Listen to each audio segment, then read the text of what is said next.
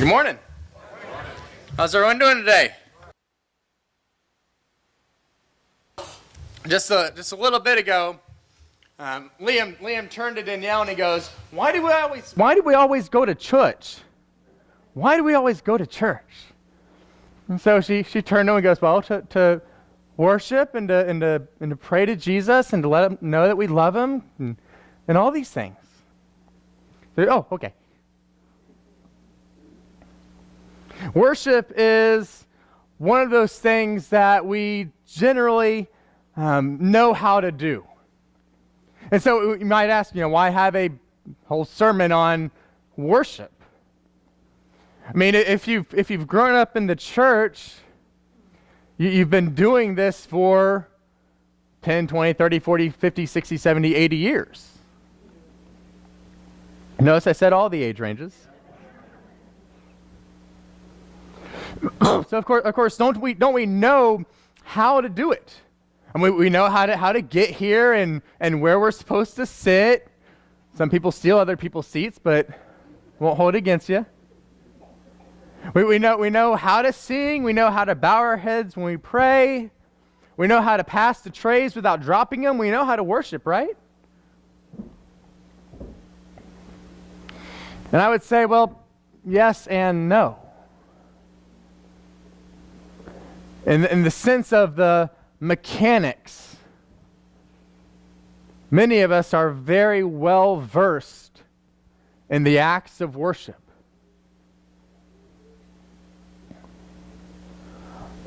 But getting beyond that, getting beyond the mechanics, is something that takes work. It's something that I work on. It's something that I hope you work on. Because we don't always understand the deeper, the fuller aspects of worship. And believe me when I tell you that it is at least that much for me as it is for you. Because it's something we have to stop and consider and go back to. Because worship involves more than us being at the right place at the right time on a Sunday. It involves more than filling a chair. Because worship is something that is central to involve ourselves in if we're going to live the life that God calls us to live.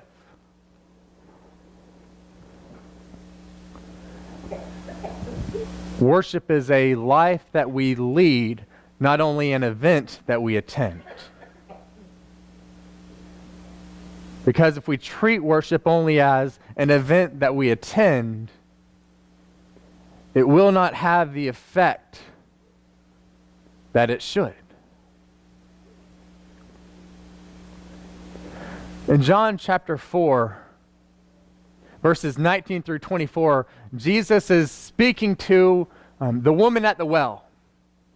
And many of you know this. You've heard this passage over and over again.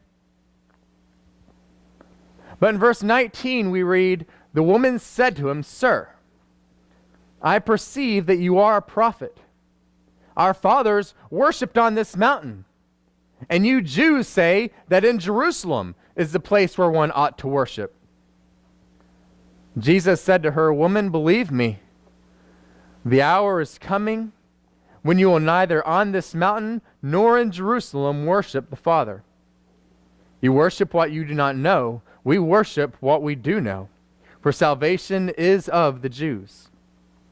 But the hour is coming, and now is, when the true worshipers will worship the Father in spirit and truth. For the Father is seeking such to worship him. God is spirit, and those who worship him must worship in spirit and truth." Here's the problem that this woman speaking to him had. She said, we believe that this mountain right here, that's where worship should take place. But you Jews say we have to be at the temple. Now, technically, the Jews are right. God had commanded in the Old Testament that the worship was done at the temple. But Jesus had something different in mind. Because once he brought the new covenant, once he had come, once this new covenant had been established, worship was no longer relegated to the temple, is no longer relegated to a certain place at a certain time, and that's it.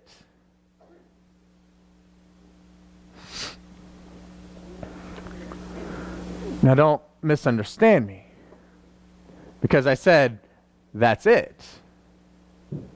That worship is not solely relegated to a specific time and place. And we do have examples that we follow of coming together to meet on the first day of the week like we're doing now, to take the Lord's Supper like we did just a few minutes ago, to worship and to praise and to sing and to fellowship and to pray. We're given those examples and we follow them to make sure that we're here together. But beyond that, there's no limitation on when and where we can worship.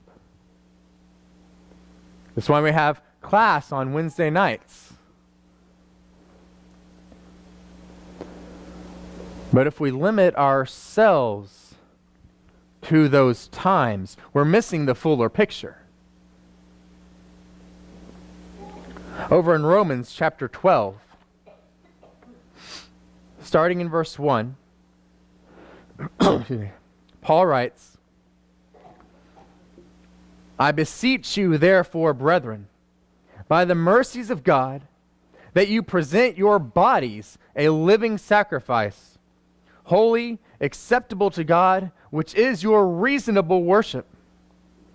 And do not be conformed to this world, but be transformed by the renewing of your mind, that you may prove what is that good and acceptable and perfect will of God.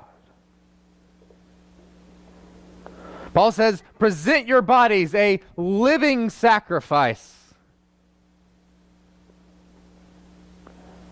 I would dare say that he means more than Sunday morning.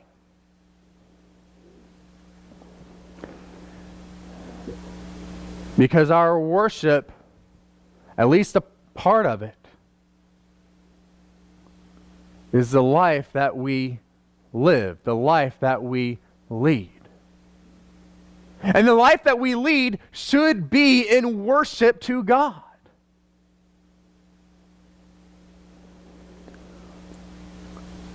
Why? That you may prove what is that good and acceptable and perfect will of God.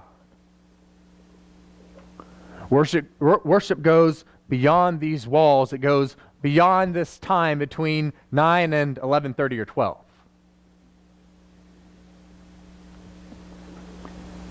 It goes beyond into our lives, into our relationships with others, into what we do, into what we say.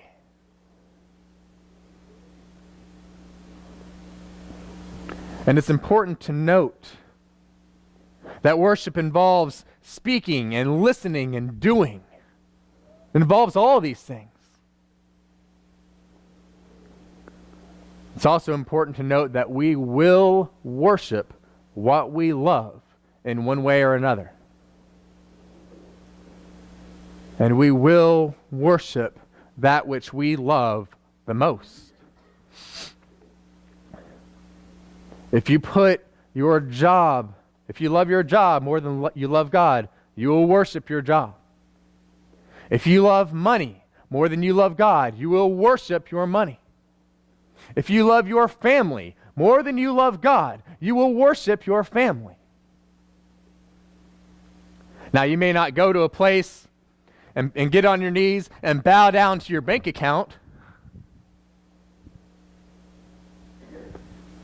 but in a million other ways, you will worship it.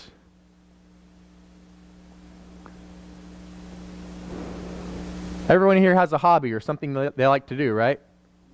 I have a bunch.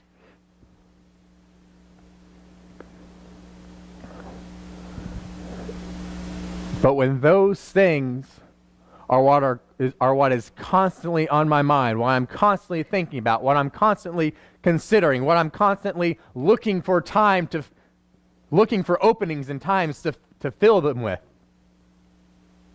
I'm worshiping them. When that is the primary driving force in my life, that's what I'm worshiping.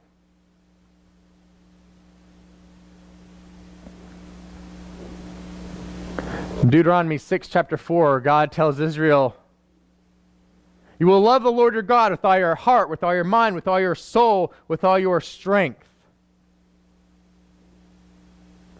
Jesus, when asked what the greatest command is, in Matthew 22, verse 37, he says, love the Lord your God with all your heart, with all your soul, with all your mind.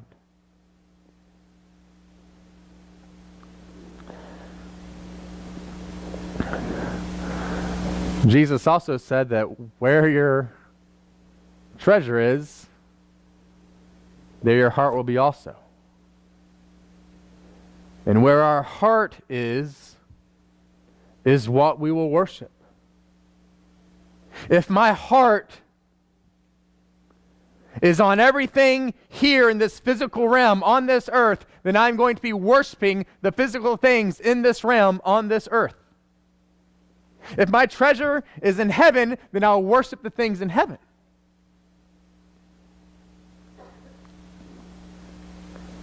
And the difference is vast.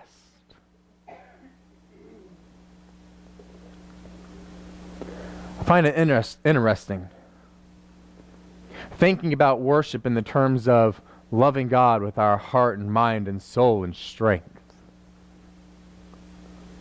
Because if we look at it this way, we will find ourselves speaking and listening and doing. Now our heart and our mind are largely considered the same thing in ancient times.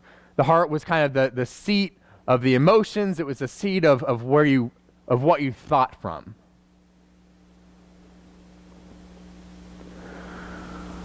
Is anyone here a robot? Okay, good. No one raised their hand. I feel safe.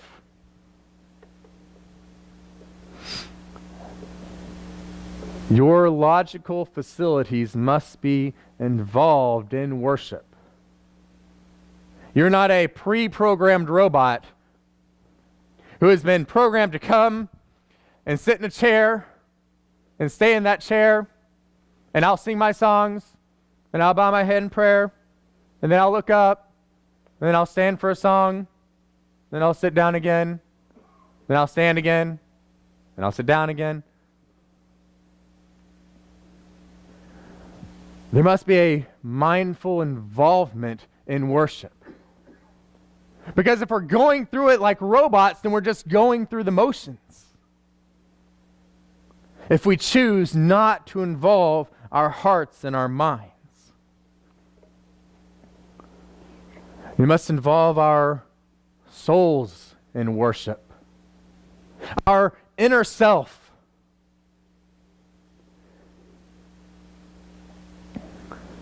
I'm going to take a guess and say that every person sitting here has some side of them, has some piece of them that they don't like others seeing. Whether because you fear it, or you're vulnerable about it. And so we come to worship and we lock it away and we put it back here and hope that no one really notices. So we can come to worship and do our thing, all the while acting as though God somehow doesn't see it.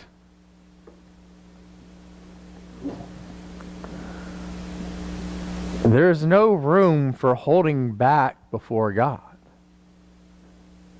And there's no point in pretending like that thing that you've locked up and you're putting away that you don't want to show. There's no point in pretending like God doesn't already know. We believe that God created the heavens and the earth. We believe that God created each one of us individually, that He knows all things, can do all things, that there is nothing beyond His abilities, beyond His power. And yet so often we say, oh, but except for this. As long as I lock this up enough, God won't have to deal with it. But I have good news for you. God can handle it. And it's not worth it to try and hold it back from Him.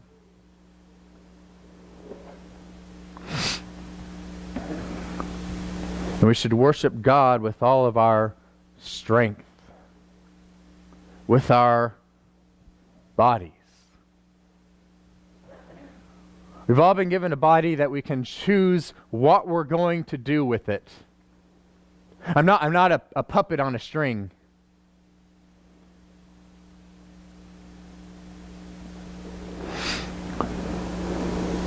But worship involves the use of our bodies. It involves the use of my body when I'm sitting there in that chair. It involves the use of your body when you're sitting there in that chair. Otherwise, we go back to being robots.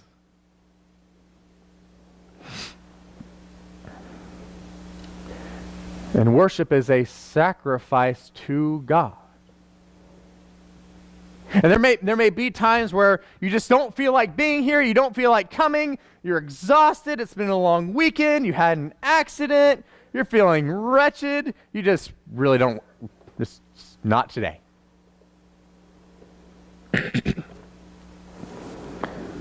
But if worship is a sacrifice to God, if we are to present our bodies a living sacrifice,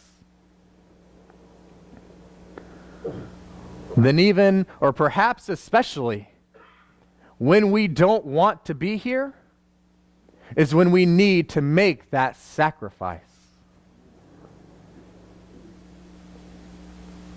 Because sacrifice is an action. And without action, there is no sacrifice. There's no sacrifice that I know of where you can not do anything and the sacrifice takes care of itself. It doesn't work that way in the Old Testament. It didn't work that way for Christ Himself. Because He had to take action.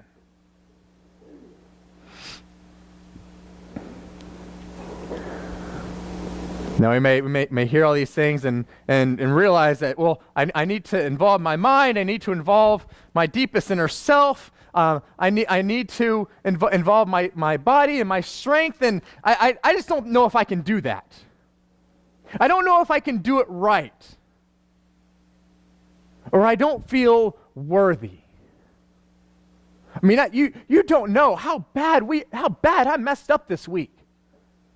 I did this and that and the other thing, and it just went on and on and on. I'm not worthy of that.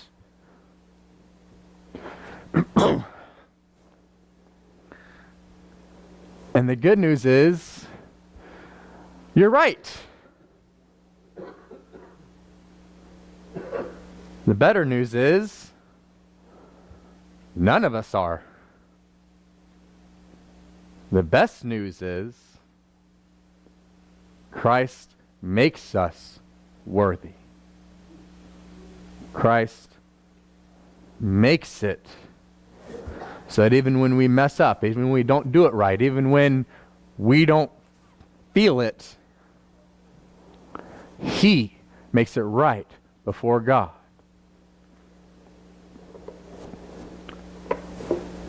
Because He is the one who mediates our worship before God. He is the one that we worship through. In 1 Peter chapter 2, in verse 5, now let's start in verse 4. Coming to Him as to a living stone, rejected indeed by men, but chosen by God and precious, you also, as living stones, are being built up a spiritual house, a holy priesthood, to offer up spiritual sacrifices acceptable to God through Jesus Christ. Through Jesus Christ. Our best is never good enough, so don't worry about good enough. Worry about what Christ is doing. Worry about doing the best that you can for God through Christ, who makes us perfect before God.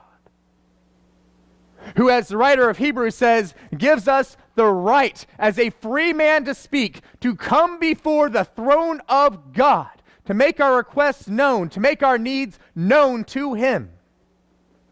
That's something no Old Testament Jew could claim. That's something no one under the old covenant could claim. But through the blood of Christ, through what He's done, we can now worship with joy and with confidence in the fact that Jesus Christ is making us worthy, is making our worship worthy before God. That's something to be excited about.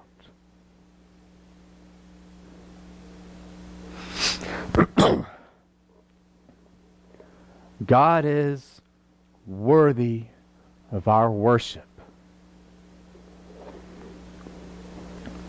And He has done what we can never do. And He asks for relatively so little in return.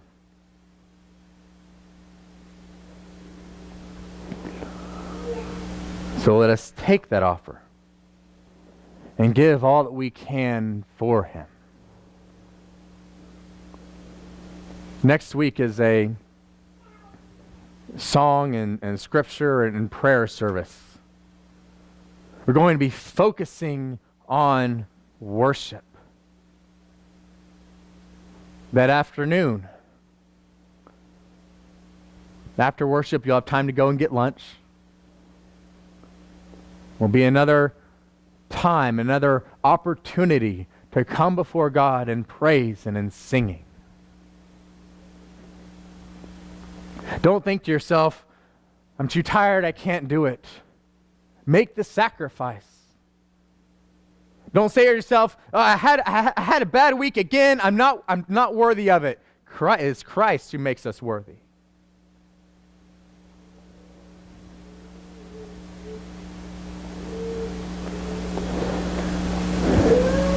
And because He makes us worthy, let us come before the Father of all and give Him all that we can. Regardless of where we're at, let us be willing to make the sacrifice because He is worth it. And He's worth it. And He makes us worthwhile when we come to Him to be baptized and covered by the blood of His Son, to be raised again a new creature. That's when we're made worthy to worship. That's when we're made worthy before the Father. And if you need that, then let us know. If you need to take time this week to realize and to understand what it is that Christ has done and what it is He now calls us to do, then take the time to do it. And let's do it this week. So that not only at this time, but through everything that we do in our lives, we are in worship to God. Let's stand and sing.